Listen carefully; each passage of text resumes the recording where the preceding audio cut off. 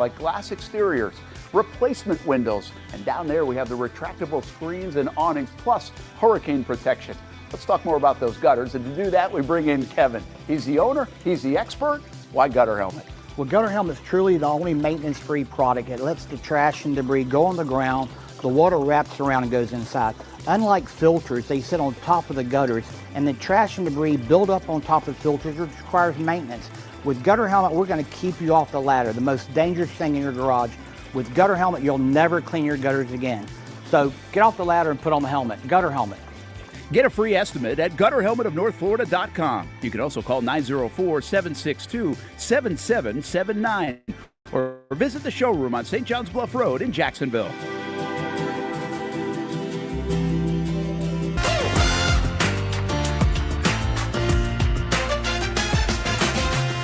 Empower a future, inspire a dream. It's a bold but simple mission for the Jacksonville Police Athletic League known as Jax Pal. Help the next generation of kids in Jacksonville shape a brighter future. Their after-school programs, teenage leadership programs. There's community outreach. This has been just an awesome opportunity to be out here with my colleagues and do something good for the community. It's really been an interesting opportunity to just see everybody work together in a way that we don't normally in the office. And there's sports.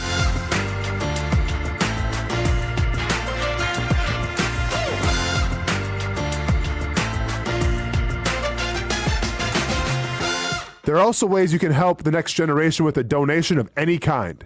Just visit jaxpal.org to get more information. Empower a future, inspire a dream with Jax Pal. I've been telling you about CGC Water Treatment and Plumbing for a long time now. Their drinking water systems remove up to 99% of contaminants. We've had a Connecticut water softener and drinking water system in our home for more than 7 years. You can see the difference whether you're washing clothes, the dishes, or what I like to do most, fill this up for some coffee every morning, and mostly all day. Remember, if you're not filtering your water, you are the filter. Don't be the filter. Right now, you can get a free Connecticut reverse osmosis system with a purchase of a Connecticut Premier Softener. The experts at CGC Water Treatment and Plumbing will test your water for free and determine your water score. Don't know your water score? CGC will find out and recommend the appropriate Connecticut water treatment solutions so you can improve it. Call 904-552-1242 or visit cgcwater.com. Ask about our 90-day love it or leave it guarantee. CGC Water Treatment and Plumbing, an authorized independent Connecticut dealer. Florida license number CFC 1432579.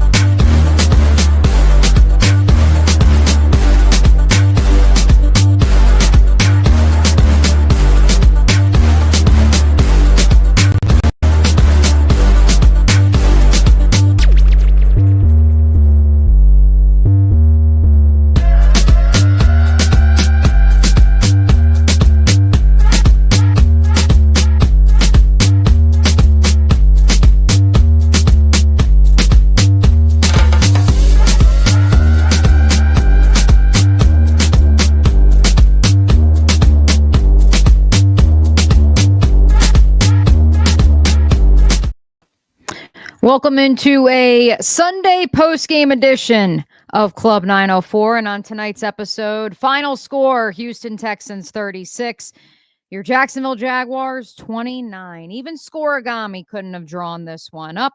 I put out the bat signal approximately 30 minutes ago regarding tonight's episode, and you guys have already come out in droves. We've got about 20 some odd questions that have already been tweeted at us. I know there's a bunch more coming in the YouTube chat, so keep them coming. Brent Martineau will hopefully join us fresh off the plane towards the end of tonight's hour-long therapy session. This is a safe space, Jaguars fans. Let it out. We're here to workshop where exactly the big cats go from here.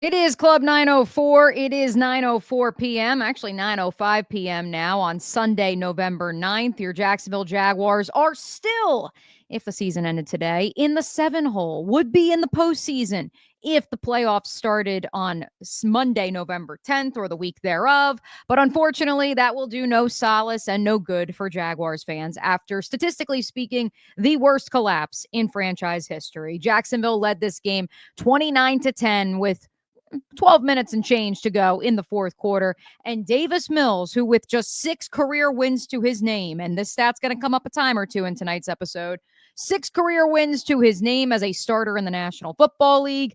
3 of them have now come against the Jacksonville Jaguars. And Sheldon Rankins with the pick 6 for good measure to end this one as time expired. That is why it is the funky scoregami. And that is why your Big Cats are now 1-1 against the Houston Texans, 1-1 in the division as well. Man, you guys got some comments coming in on Twitter as well. Jeremy's getting after it. There is no safety here. Listen, we're going to go position by position, rest assured, folks. But I do want to begin with my 3 big takeaways. I know last week you guys were mad that there were good takeaways, there were bad takeaways. We're just going to go overarching takeaways. I go with everybody. But while I'm venting and ranting myself, let's workshop this together. So leave a comment, leave a question. We will interact. We will discuss. And like I said, I see everybody who already has lined up in the Twitter queue in terms of replying to my initial bat signal. And so I will also get to your questions a little bit later in the program. But first, my 3 big takeaways in this one. I am going to get to Trevor Lawrence. He does shoulder some of the blame. He does not shoulder all of the blame. There's some of you that are turning off your YouTube feed, your Twitter feed, your Twitch feed right now, because how on earth is she not just putting all of this on 16? Well, my number 1 takeaway from this game is that the Houston Texans offense, statistically, one of the worst overall in the National Football League, but particularly in the red zone and on third down. 10 of 15 on third down, including 5 of 8 in the fourth quarter. That has nothing to do with Trevor Lawrence, ladies and gentlemen. That is squarely on the shoulders of Anthony Campanelli and a defense that was charged with stopping what many believe to be a makeshift worst offensive line in football here on the second Sunday in November, and they just couldn't do it. 3 red zone touchdowns for that putrid red zone offense for the Houston Texans. And what else needs to be said than those 2 facts?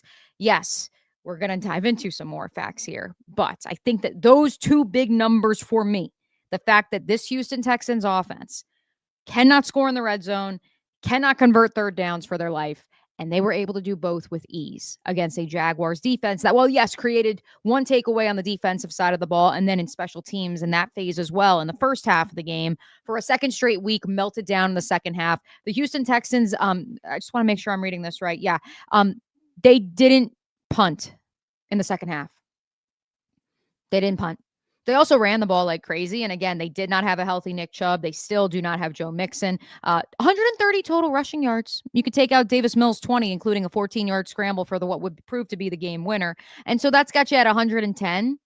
It's not exactly going to get the job done. Woody Marks, 14 carries for 63 yards. Nick Chubb, 5 carries for 47 yards. Again, this is a Houston Texans team that has struggled to run the ball, has struggled to do much on offense outside of C.J. Stroud, who, by the way, again, did not play in this game. But for many of you, I know that the crux of the defensive struggles come from the inability to rush with 4. This idea of you really can't blame it all on Anthony Campanelli when you look at the personnel that he's been given, and this idea of Josh Hines-Allen being one of the highest paid edge rushers in the National Football League, Trayvon Walker, a former number 1 overall pick, albeit still playing with a little bit of a club hand, but he does have the use of his fingers, also got called for one of the worst roughing the passer calls you're going to see in the National Football League this year, but I digress. Point is, there are questions about whether or not the Jaguars can generate any sort of pass rush unless they dial it up with blitzes coming from the back end, which when you're down multiple players in your secondary, including players who could get after the quarterback, i.e. Eric Murray, i.e. Jordan Lewis, Travis Hunter. Now it compounds one on top of the other. I think, though, that if we're going to talk about the defense, my number 1 takeaway, my number 1 reason for this 36-29 loss, we do need to begin by listening to the head coach of your Jacksonville Jaguars, Liam Cohen, when he was asked what happens if the Jaguars cannot get home with 4 for the duration of the 2025 season. Concerned are you going in these last games that it may not be fixable? Yeah. Phew, that's something we definitely need to talk about as a staff and as a group that hasn't been good enough all season and wasn't good enough today. So, there's a combination. It's never one group's fault when you lose a game. That's not what we're going to do here, but it definitely is a challenge for us at the moment. Liam Cohen did go on to say that he has the utmost faith in Anthony Campanelli. He said, I'm on the headset. I'm hearing what he's calling. I would have called similar plays. That's an indictment on the personnel. And I think that ultimately, and I've workshopped this on other podcasts as well and talked to you guys in the Mo Bryan NFL Notebook Discord chat, which if you're not subscribed, you should be subscribed. Free 7-day trial is still available. This idea of James Gladstone, Liam Cohen, Tony Boselli took this job and they knew that they weren't going to have a perfect roster in year one. But I think that maybe the first 4 or 5 weeks gave the Jaguars this idea of maybe we are a little ahead of schedule, even if I think both Gladstone and Cohen have done a really good job of really tempering those expectations and not panicking, than saying like, okay, like we're good to go. And then all of a sudden you get bamboozled by the Seahawks and the Rams and say, oh no, we haven't arrived. I think they've done a really good job of keeping even keel, but I think today, as Trayvon Walker told Brent Martineau post-game, it certainly was a bit of a surprise. A couple questions right off the top before we get to my second takeaway, which, yes, is Trevor Lawrence. So maybe Jeremy's comment here is a good segue. We have to note, early game, the defense was on point. 16 did nothing to bury the Texans. 56 yards on offense, up 17-3 is insane. Yeah, okay. So let's talk about 16 because Trevor Lawrence is my number 2 takeaway. I am not making excuses for him because as good as the Texans were on third down, the Jaguars were equally as bad. 4 of 11 on third down today. They rushed for 94 yards, but ultimately, in my opinion, and this is where we're going to get into my third takeaway, 58 yards on 16 carries for Travis Etienne is not good enough. That falls on the play caller, which we'll get to that here in a second. I think that this is an offense that many are optimistic and hoping still, which I think is kind of fool's gold, that the quarterback will be the one who's going to elevate them. That, to your point, is going to bury them. You don't bury someone, Jeremy, with your passing game when your quarterback needs a solid run game to be operating at peak level. And so there's many of you that say, well, then he's not worth $55 million. There's nothing we could do about that. He's being paid $55 million a year. Not this season, next season. File that one away. Liam Cohen said at halftime, his message to the team was that we need to squeeze the life out of them. You don't squeeze the life out of someone by having your quarterback throw it all over the yard. You squeeze the life out of them by winning in the trenches, which the Jaguars' offensive line was certainly getting bullied, especially in that second half, against the number 1 defense in the league. And again, we'll get to that here in a second. I think a lot of you would like the quarterback to be the one who asserts himself. I see it in the comments. I saw it in the Twitter questions. That's just not who he is. He is not going to be this hoorah, screaming in your face guy. That's not who he is. And so I'm not, again, he is culpable because 13 of 23 for, what did he finish with? Oh, that's right. Less than 200 yards, 158 total yards. That's not going to get the job done in the National Football League. And some of that was situational because you had short fields to operate with on your first 2 drives. Parker Washington with a punt and return touchdown. Sure. But ultimately, yes, I understand where you're frustrated and I agree. I think you'd like to see more from the quarterback, but that's why my third takeaway is that you cannot put all of this on 16, especially when, let's pull right to the clip, folks. I mean, look at this. This is from Stephen Ruiz of The Ringer. Trevor Lawrence, after that moment when the Jaguars went up 29-10 at the end of the third quarter, dropped back 6 more times. So they did try to run the ball and they were unsuccessful.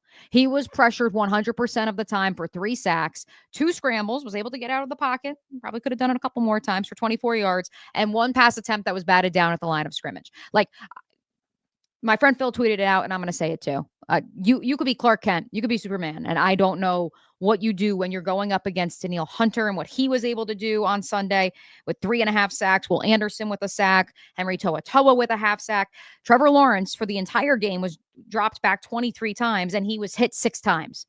That is a fourth of his dropbacks in which he was physically hit, let alone pressured out of the pocket or assaulted in some shape or form.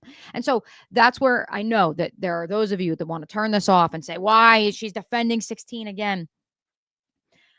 Part of the issue is that you want 16 to be more than he is. And I agree, that's a problem. that he's not at that level. I agree. But we're working with what we got here, folks. And what you got is a quarterback who needs to have a strong run game, needs to have an offensive line that can give him some semblance of protection. So at the very least, he can roll and throw on the run where he's pretty damn good. Or he can scramble out of the pocket, use his legs. Although, according to J.J. Watt and Travis Etienne, allegedly, which I don't buy that. Trevor doesn't want to use his legs. I didn't really buy that on the broadcast. But point is that Trevor Lawrence is the number 2 takeaway and the number 2 problem, but it's because of his limitations. And you're not going to fix those with a single game plan outside of, let's run the ball more. Let's bring extra help. And they did. And against the number 1 defense in the National Football League, there was only so much you could do. Dell points out Hunter and Anderson were taking turns on Walker Little. And it wasn't just Walker, by the way, because Anton Harrison got baptized. And the interior of the defensive line, or the offensive line, looked great in the early goings of this one before they too were absolutely gutted by this Houston pass rush. And so 3 biggest takeaways. Again, I think that, and thank you, Clay. Oh my goodness. Thank you, Clay. I can't get to the recap of my 3 takeaways without getting to, yes, Chuma Edoga destroyed on the sack fumble to end the game. Chuma Edoga flagged for 2 penalties, which thank you for bringing that up, because I did want to note that in my opening comments. The final drive of this game was a microcosm of who Trevor Lawrence and the Jaguars are as of this writing through 5 years of his career as the starting quarterback. There were 4 plays with less than a minute, little over a minute to go. And during that time, in which clock management was questionable, you had 2 plays. The first was the Trevor sack. That sack is on Trevor. Throw it away. You know better. You're 26 years old. Throw the ball away. So that's score 1 in the Trevor's the problem department. Then Trevor is able to escape the pocket and run for 17 yards for a first down. That's pretty good awareness. Hey, listen, all right. He's doing what he can to carry the team. On the next play, he absolutely lasers a throw, layers it to Parker Washington. It's a dime. It would be a first down if not for the aforementioned Chuma Edoga with his second penalty of the game that then brings the ball back. And then we have the pick 6, pressured, destroyed as time expires with 7 seconds left on the clock, which at that point, there are some of you yelling at your televisions, just throw it away and let Cam Little attempt an 85-yard field goal, which quite frankly, I don't blame you because he is going to get a game ball a little bit later in the program. So to recap, again, I think that kind of sums it up. 50% of the offensive struggles, yes, are because the quarterback is unable to elevate them. But the other 50% he's trying to, and he is just not getting support. And so we continue to see this clunky offense that, as we discuss each and every Sunday, Tuesday and Thursday here on Club 904, we knew that there was always going to be a little bit of a curve because this is a new offense for Trevor Lawrence. It is basically an entirely new language for him, let alone the fact that, and I loved this from J.J. Watt, when they actually did. Yeah, I did just say I loved something from J.J. Watt. You can yell at me in the comments. I loved when they broke down how Trevor used his eyes in order to throw Azeez Al-Shaair off his mark, and then he gets stuck in no man's land, and Trevor's able to turn his body once more and hit Travis Etienne in the flat for a really nice first down pickup. And so those are things that they're little. He was not doing that, or at least when he did it, he did not realize how nuanced that was and that there was intent behind it. And I know that's very difficult for many of you to hear because he is 26 years old and this is his 5th year in the National Football League, but it's the reality. We also live in a reality in which Daniel Jones and the Colts have 8 wins. And Daniel Jones is this reclamation project in the same ilk as Sam Darnold and the Seattle Seahawks, who put up 38 points despite the fact that he turned the ball over 3 times. And that was before the game even ended. I didn't even see the final score. You got Baker Mayfield, who I know lost today, but is out here as a top 10 quarterback in Tampa Town. And so don't write off 16 yet, but I do hear, and trust me, old phone was lighting up this afternoon. Lighten up. People that, they're going to tell you that there's friction. Again, let's go back to what I said earlier. Liam Cohen, James Gladstone, and Tony Baselli did not take this job because they thought it would be easy. Urban Meyer took this job because he thought it would run itself. Doug Peterson thought that they got to a point where it was running itself, and it was not. These 3 are not going to do that. And so I don't know what the rest of the season holds, but I can tell you this. They did not take this job just because, we're going to fix it in a couple weeks and it's all going to run itself. That's not the case here, folks. And so I say to you, Jaguar fans, have you calmed down a little bit? Do you have more questions? Leave them in the comments. Leave them in the chat. We will come back. We'll do an extensive live Q&A. Hopefully Brent Martineau has gotten off the plane at this point. Not so sure yet, but if he hasn't, that's all right, because I know we have a lot of questions to go around, and we are going to hit them all here on a Sunday post-game edition of Club 904, syndicated on the Action Sports Jax 24/7 channel.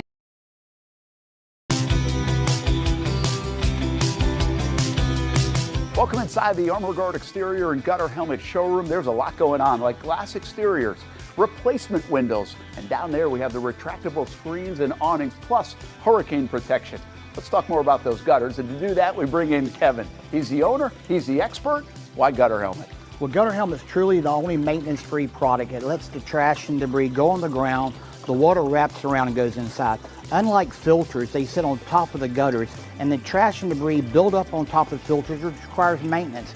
With Gutter Helmet, we're going to keep you off the ladder, the most dangerous thing in your garage. With Gutter Helmet, you'll never clean your gutters again. So get off the ladder and put on the helmet. Gutter Helmet. Get a free estimate at gutterhelmetofnorthflorida.com. You can also call 904-762-7779 or visit the showroom on St. John's Bluff Road in Jacksonville.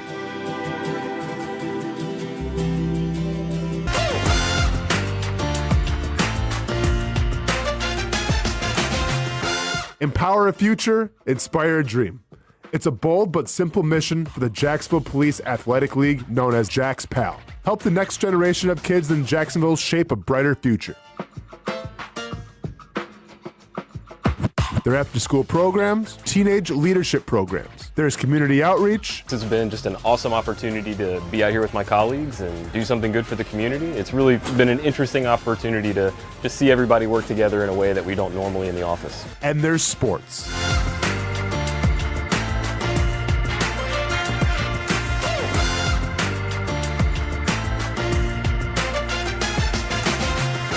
There are also ways you can help the next generation with a donation of any kind. Just visit jaxpal.org to get more information. Empower a future, inspire a dream with Jax PAL. I've been telling you about CGC Water Treatment and Plumbing for a long time now. Their drinking water systems remove up to 99% of contaminants. We've had a Connecticut water softener and drinking water system in our home for more than 7 years. You can see the difference whether you're washing clothes, the dishes, or what I like to do most, fill this up for some coffee every morning, and mostly all day. Remember, if you're not filtering your water, you are the filter. Don't be the filter.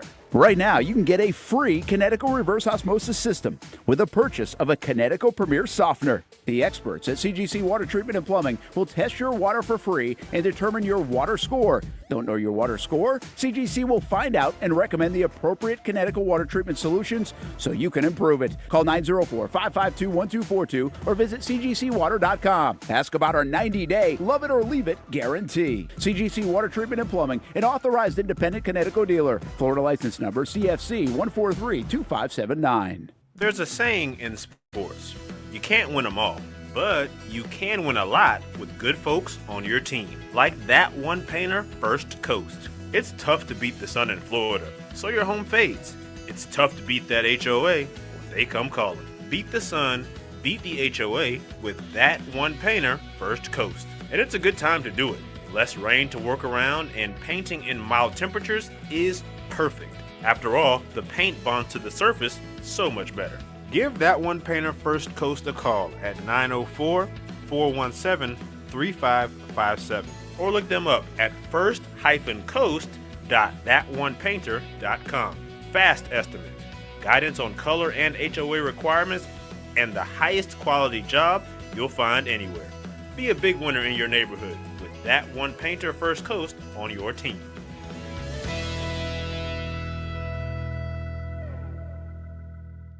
Sun's out, suits out. That's right, it's summertime in Florida, which means it's time to say goodbye to bulking season and hello to shredding season. But if you're like me, you're having a hard time sculpting and shaping those final pounds. That is until I came and saw my friends over at Ponte Vedra Vein and Aesthetics. Right now, everyone is hopping on the Evolve X train, and the only destination is finding your perfect summer body. The technology uses electrical muscle stimulation and radio frequency energy to cause your muscles to contract, all while heating up those deep layers of your skin and tissue to produce collagen and reduce fat.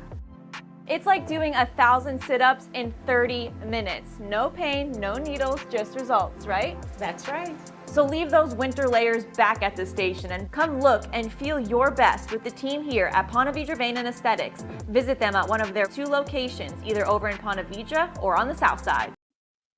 Welcome back into a Sunday post-game edition of Club 904. Over 900 of you watching live right now on the channels of the Action Sports Jacks 24/7 network. Appreciate you guys hanging out with us. And of course, continue to give us those questions, those comments.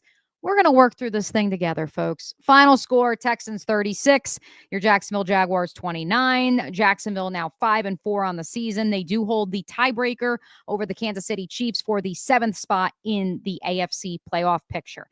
A lot of questions. A lot of you guys are in the chat right now. I'm going to try to hit as many as I can. Let's start with Connor on Twitter.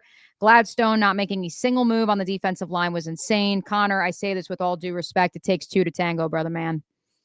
I got calls 2 weeks before the deadline saying everyone wants a defensive tackle. I would also like to win the lottery. It's just not going to happen because there's about 8 billion other human beings on the earth, or at least however many Americans are living in the continental United States right now, who would also like to win the lottery and have played the lottery. And so that's where I think we have to slow our roll on that. And I can tell you that calls were made, but James Gladstone, as we talked about in the opening segment, is looking at this big picture. He's not going to mortgage the future. And I know this is the same guy who traded one first round pick, and then the current first round pick from that draft for Travis Hunter.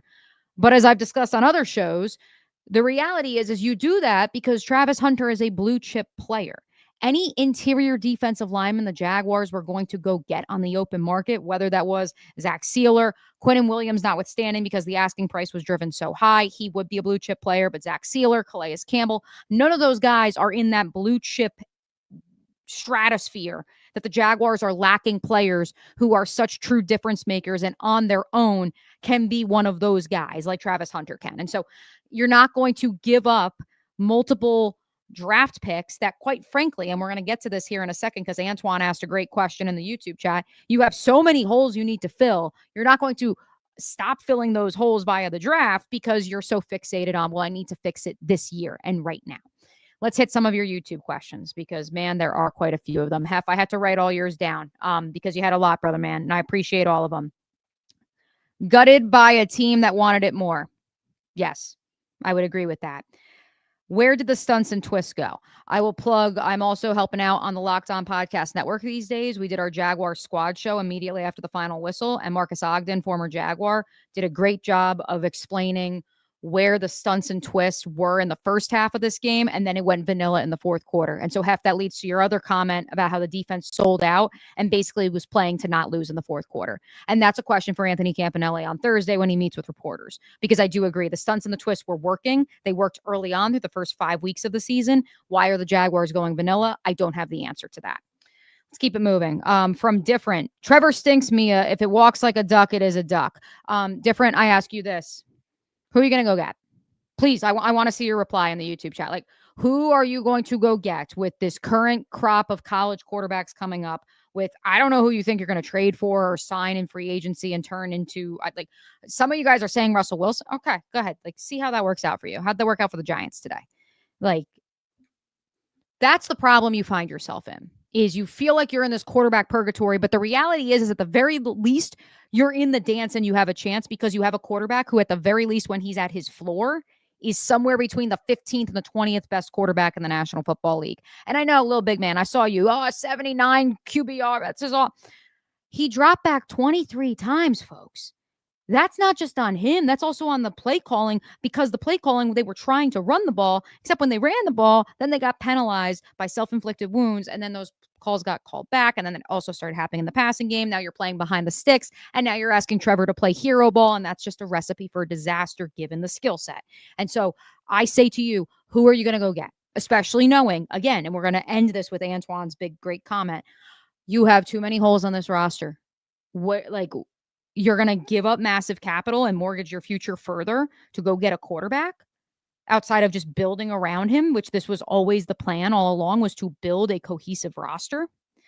I continue. Duval T87, 2 yards in the last 15 minutes is unacceptable. Again, drop back 6 times, 100% pressure rate. 6 times. And I know they went 3 and out.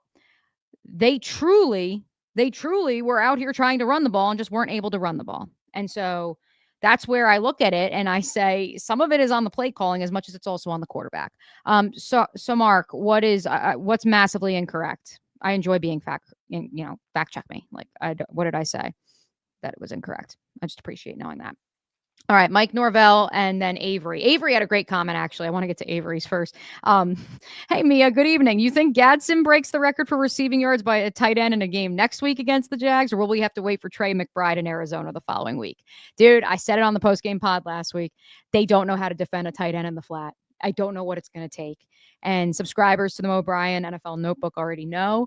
It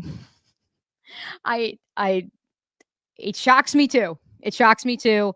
They did double Nico Collins, which at least that was, a development because I wasn't so sure they were going to do that. So yeah, I don't know what it's going to take. Maybe Gadsden at this point, who may end up winning Offensive Rookie of the Year, although good to see Emeka Egbuka back for the team down in Tampa Town, which, they were still so disappointed after Liam left them. So I'm happy they have something to cheer for since they were so sad for so long. Mike Norvell, you had a great comment earlier. I'm trying to find it. Yes, the O-line was thrown around like small children on 3 straight drives. I would agree with that. Here it is. Looking at some of these comments is disturbing. Finding a way to blame your quarterback for your defense giving up 20 points in the fourth quarter is wild. Yeah. And so the argument there is that, well, they can't go 3 and out like that. Yeah, but your defense could also get a stop.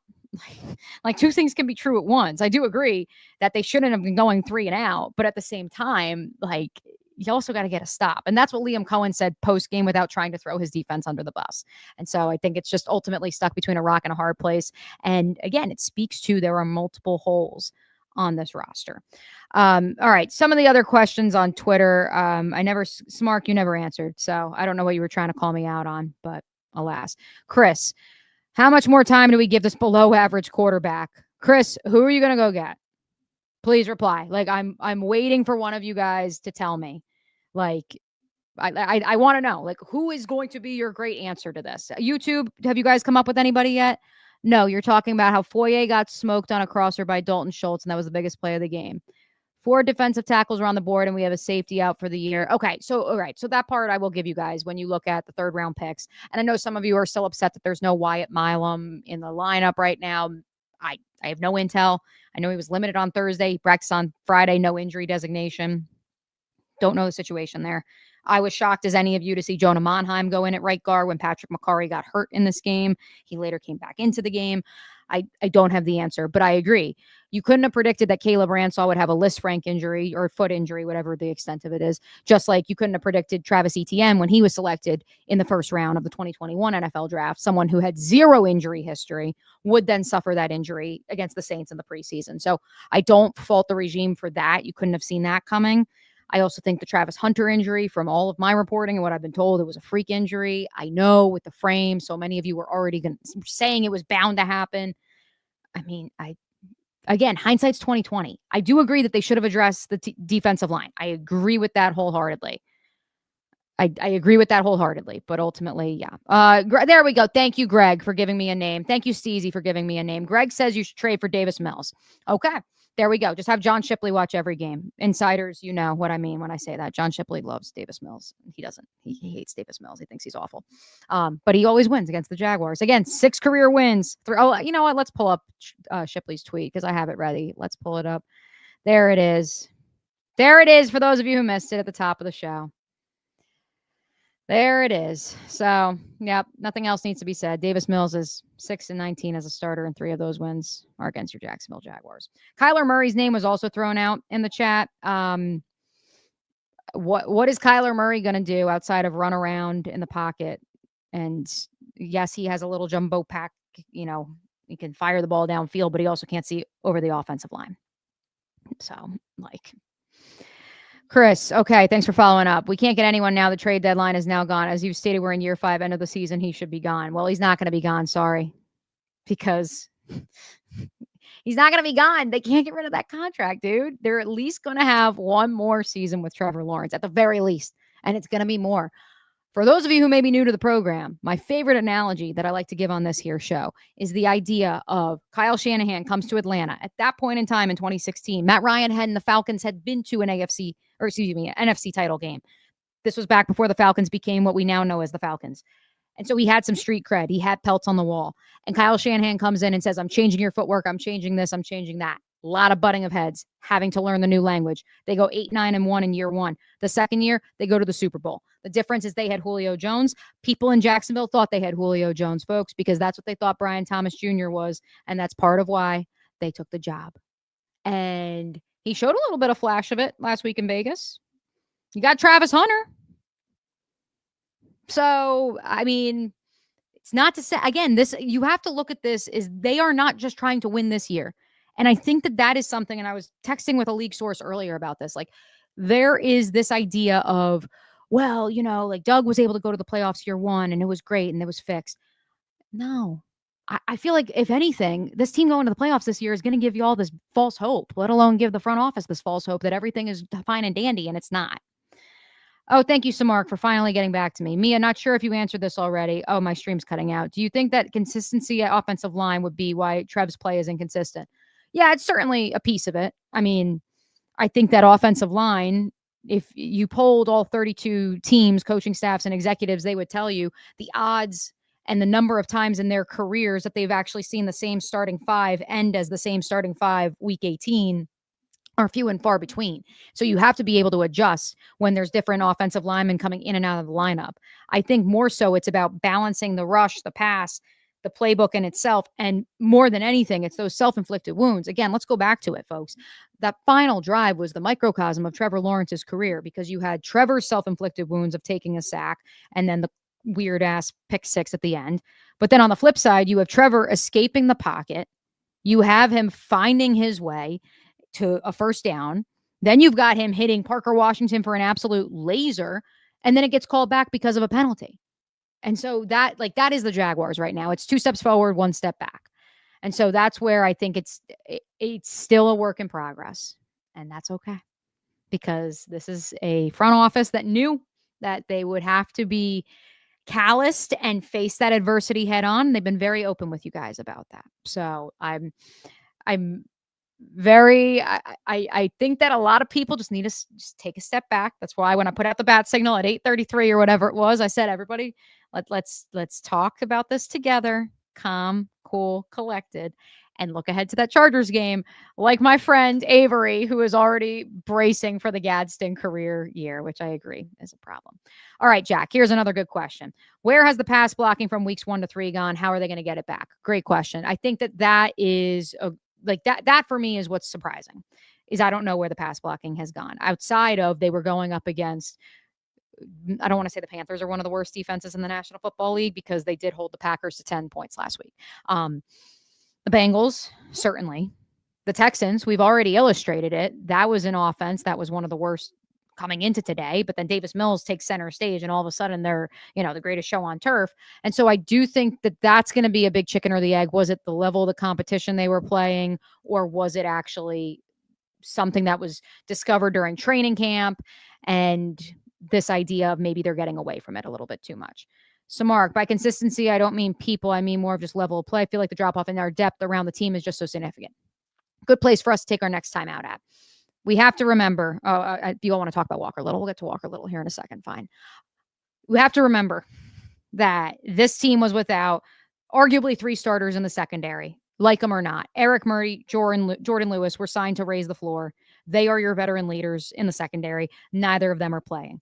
You're without Travis Hunter, who I know is not exactly the, starter on defense that many believe him to be. But in theory, he is one of your better defensive players when he is available on the defensive side of the ball. You couple that with you don't have your number 1 or number 2 pass catching tight ends. Shout out to Johnny Munt, though. Johnny Munt had a nice grab today. Johnny Munt did something on the offensive side of the ball. We love to see it outside of pass blocking. He's pretty good at that. Otherwise, he's drawing penalties. You are without Brian Thomas Jr. You are De'Ami Brown was getting cardio out there. Shout out to De'Ami. 0 catches on 0 targets after going through the concussion protocol this week. Not what you want. Is that play calling? Is that the player? Is that Trevor Lawrence? I don't know. file that one away. And then you were without Ezra Cleveland, who through the first 4 or 5 weeks of the season, many of you believed was one of your best offensive linemen. And so Cole Van Lannon, great 6th offensive lineman, eligible tackle, great super sub. I think he got worked a little bit today, and I think a lot of you would agree with me. Listen, Zay on the chat, you're like worried that I'm not listening to you. My Twitter name is, yeah, I guess we could say ass. This is YouTube. Yes, I'm going to put here you go. I'm going to put your question up because I know you were worried I was ignoring you. We've got a lot of questions coming in. Over 1,200 of you are hanging out live, Zay.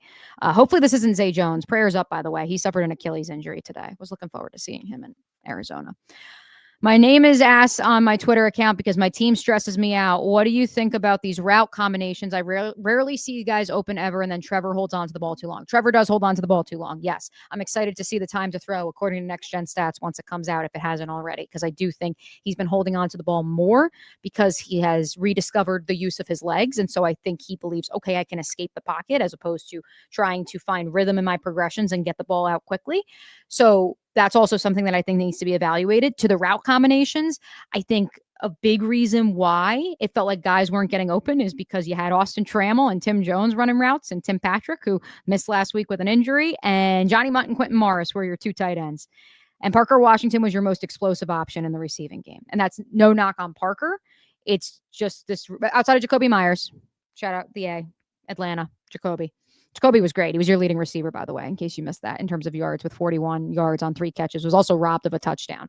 So Parker Washington's your most explosive threat in terms of being able to play the slot and the outside and get downfield. And if that's the state of the offense, it's not great. Walker Little, I think that once they actually show some of the PFF grades, there was 1 sack that I think was initially credited to him. It won't be. You saw Will Anderson and Danielle Hunter switching spots on him. I know all of you want to write him off. A certain former coworker wants him benched, just like Trevor Lawrence. I say, who are you going to play at left tackle? You going to move Anton over there? Okay, well, now you've created a hole at right tackle. Who are you going to play at right tackle? Wyatt Milan played left tackle in college. He backed up Walker Little during camp at left tackle. You're going to create another hole? Have fun with that. We have to take a break. Brent Martineau will join us on the other side. There are over almost 1,300 of you hanging out with us now. Appreciate you all hanging with us. We got one more segment to go. Brent Martineau is going to come join the club, and we are going to end it on a high note here on Action Sports Jacks 24/7.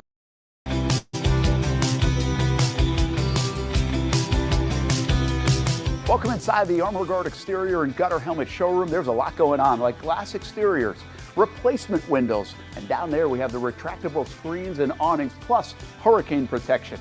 Let's talk more about those gutters, and to do that we bring in Kevin. He's the owner, he's the expert. Why Gutter Helmet? Well, Gutter Helmet is truly the only maintenance-free product. It lets the trash and debris go on the ground, the water wraps around and goes inside. Unlike filters, they sit on top of the gutters, and the trash and debris build up on top of filters, which requires maintenance. With Gutter Helmet, we're going to keep you off the ladder, the most dangerous thing in your garage. With Gutter Helmet, you'll never clean your gutters again. So get off the ladder and put on the helmet. Gutter Helmet.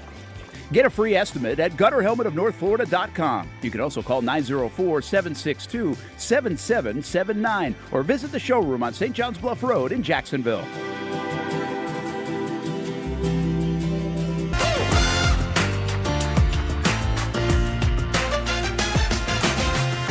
Empower a future, inspire a dream. It's a bold but simple mission for the Jacksonville Police Athletic League, known as Jax PAL. Help the next generation of kids in Jacksonville shape a brighter future. Their after-school programs, teenage leadership programs. There's community outreach. This has been just an awesome opportunity to be out here with my colleagues and do something good for the community. It's really been an interesting opportunity to just see everybody work together in a way that we don't normally in the office. And there's sports.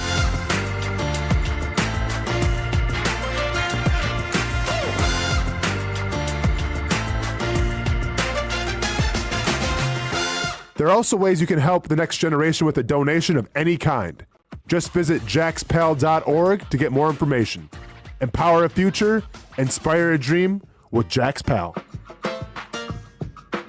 I've been telling you about CGC Water Treatment and Plumbing for a long time now. Their drinking water systems remove up to 99% of contaminants. We've had a Connecticut water softener and drinking water system in our home for more than 7 years. You can see the difference whether you're washing clothes, the dishes, or what I like to do most, fill this up for some coffee every morning. and mostly all day. Remember, if you're not filtering your water, you are the filter. Don't be the filter. Right now, you can get a free Kinetico reverse osmosis system with a purchase of a Kinetico Premier Softener. The experts at CGC Water Treatment and Plumbing will test your water for free and determine your water score. Don't know your water score? CGC will find out and recommend the appropriate Kinetico water treatment solutions so you can improve it. Call 904-552-1242 or visit cgcwater.com. Welcome back to a Sunday post-game edition of Club 904. I think that this means we've made it when I'm getting replies that says, damn, she didn't read my comment. You guys are awesome. I know it's a tough day after the Houston Texans come all the way back to beat your Jacksonville Jaguars 36-29. And it's why Brent Martineau, driving back from the airport, from having covered this game in Houston, joins us now live. Brent, can you hear us? Yeah, I can hear you. Another disaster in Houston for the Jacksonville Jaguars. That place is a house of horrors over the years, and so are the Texans. And we got another one to add to the list, maybe the worst of them all. It may be the worst of them all, Brent, and that's why I wanted to make sure we got you in for a little bit on tonight's episode, even if it wasn't without video, because, you know, we are focused on driving and not trying to do multiple things at once, but audio, we can make the Bluetooth, work just fine. A lot of questions from the nearly 1,300 folks who are watching live and interacting with us. Wait till you see the comments and the questions, Brent. Let's start with Samark's question, just because it feels like a good place to start. How would you describe the locker room post-loss, especially given those comments from Trayvon Walker that I feel like went viral for kind of no reason? He said he wasn't, they were shocked, but he wasn't mad. Yeah, I think shocked is a good one. I think Liam Cohen even acknowledged that, which coaches don't usually acknowledge, that they were a bit shell-shocked. Trevor did the same thing, and it was a very quiet locker room. As I was standing in there, I was trying to think of the last time it felt like that and be realistic about it, because not every locker room feels like that. And I think the Miami game might have early last year because how things changed so quick, but it was the first game of the year, so I don't really think it felt that bad. And then you've had some games at the end of 2023 where it's just like stunned that they couldn't stop it. And that game in the fourth quarter kind of felt like 2023's last month, where they just could not stop the bleeding. They could not get the play that would change it or make a play that would just stop the momentum. And the dam opened, and they couldn't shut it. And so the locker room was it was pretty down. It was as down as I've seen it in quite some time, I guess is what I'm trying to say.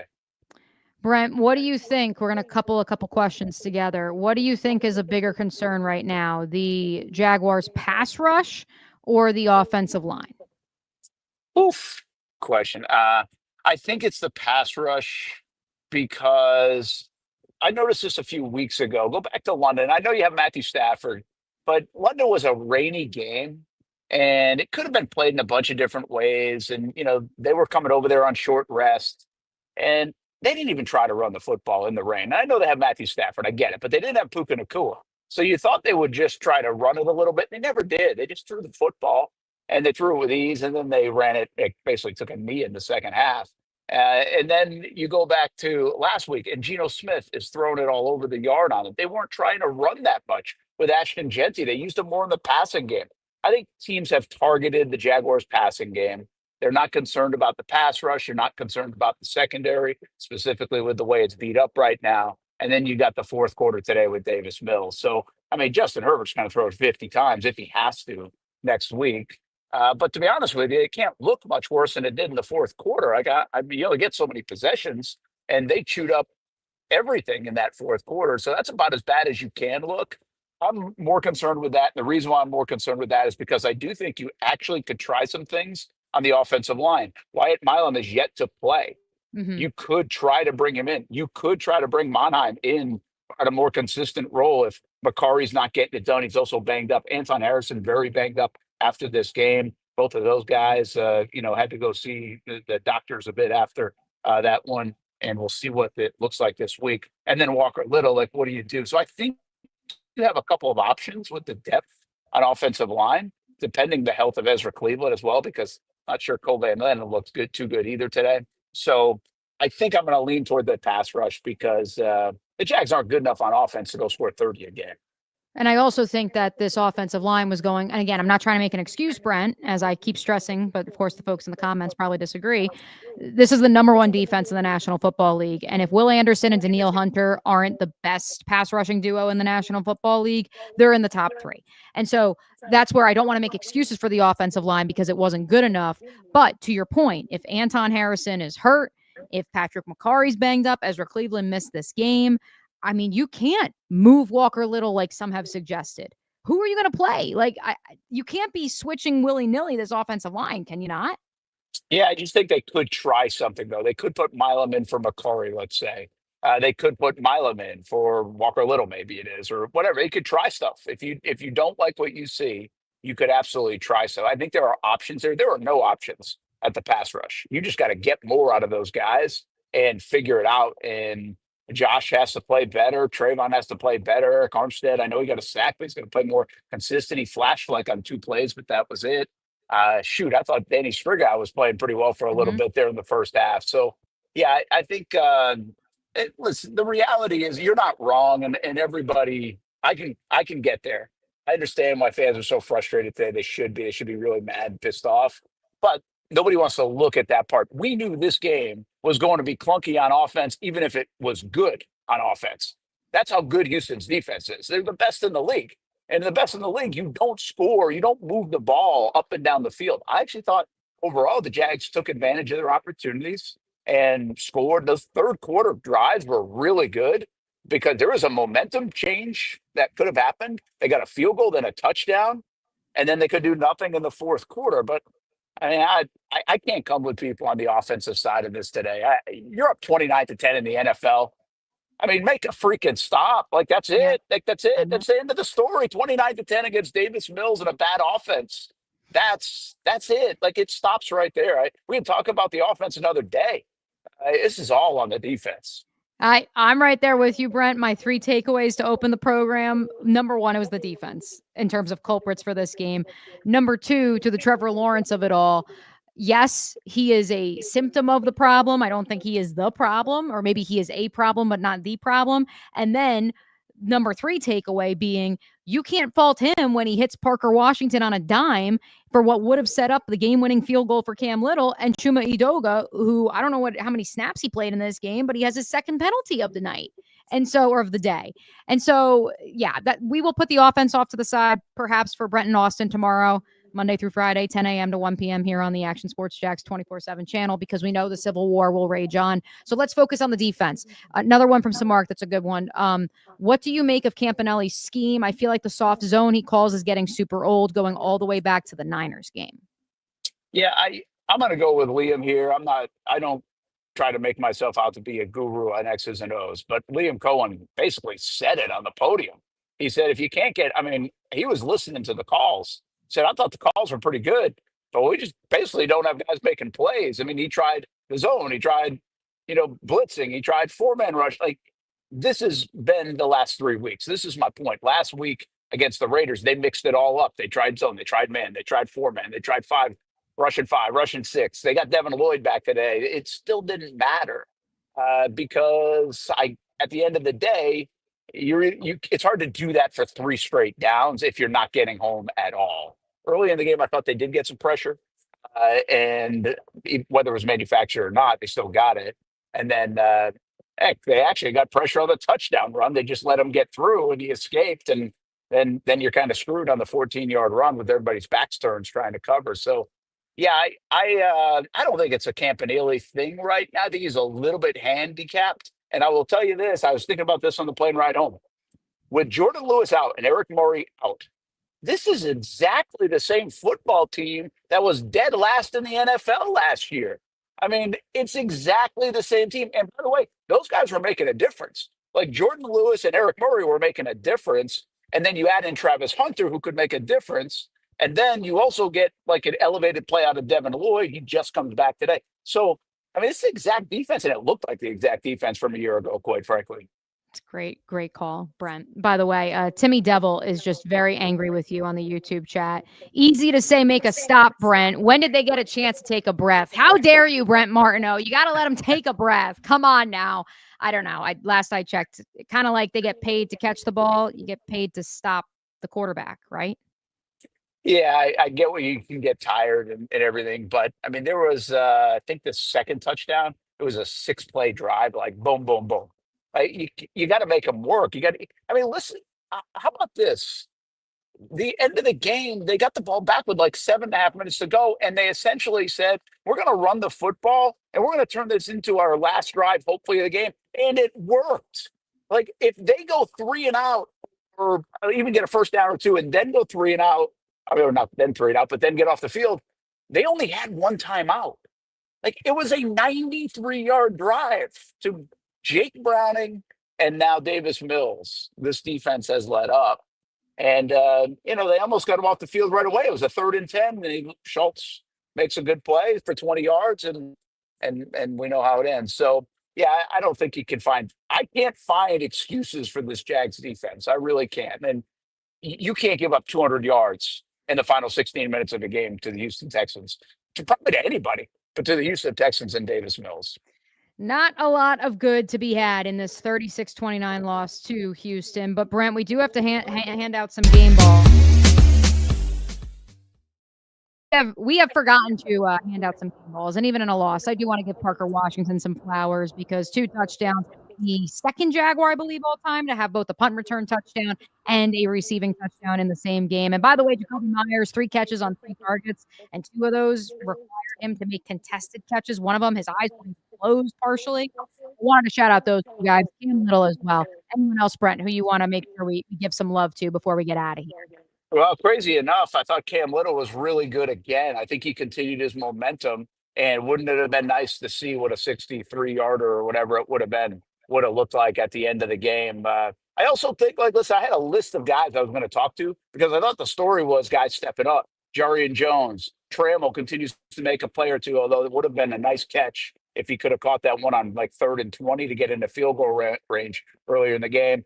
And then, Strigal, I mentioned that, Ventrell Miller and Strigal on the special team play. So they had some guys stepping up, and then they had nobody step up in the last 16 minutes of the game. Steezy wants to know, do you still want to pay Trayvon? Yeah. This isn't like one game. Trayvon had a couple of big bursts in the game. One, he couldn't get him Davis Mills down. The other one, it was a bad call, everybody thinks, and on the sack. So, yeah, here's the one thing. This will be a theme for me probably this week because I know the bullets are going to fly. But, you can't fix everything. And Trayvon Walker, guys like that are good players. You don't have enough of the good players, and you really don't have enough great players. So, if you want to tear it all down, well, it's going to take you 3 years to build it back up. So that's not the shape the Jags are in. Yeah, I would pay the 24-year-old guy that I think is still an ascending football player. Wish he didn't get hurt the last month. I think he would have on his way to a really, really good season.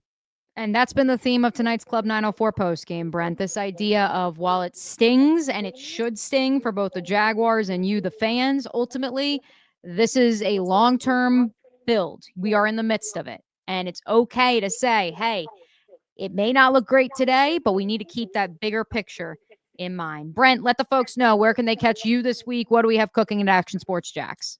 Oh, that's some reports and all the reaction from the locker room coming up here in just a bit. 10:30 on Fox 30, 11:30 on CBS 47. And then back at it tomorrow, 10 a.m. until 1 p.m. Get ready. I hope you're not as angry in the morning, or maybe I hope you do. You are. But we'll be ready for it. Hey, listen, Brent, I didn't think they'd still be this angry at 9, 10 o'clock at night. And on the East Coast, they are. I get it. So, all right, Brent, we appreciate you hopping in, Club 904. We're going to close the club, but appreciate you hopping in as always. All right, have a good night. There he goes. And, of course, you could catch him and Austin Lane 10 a.m. to 1 p.m. here on the Action Sports Jacks 24/7 channel. The show goes on. The conversation goes on. I know you guys still have lots of questions, lots of takes that are going to percolate through the night and into the morning. And that is why it is a 24/7 channel that we are syndicated on. DJ Dell, bring us home. We haven't won a Jags game since Brent dressed up like Dan Hicken. File that one away. Do we need Dan to dress up like Brent? Is that the inverse?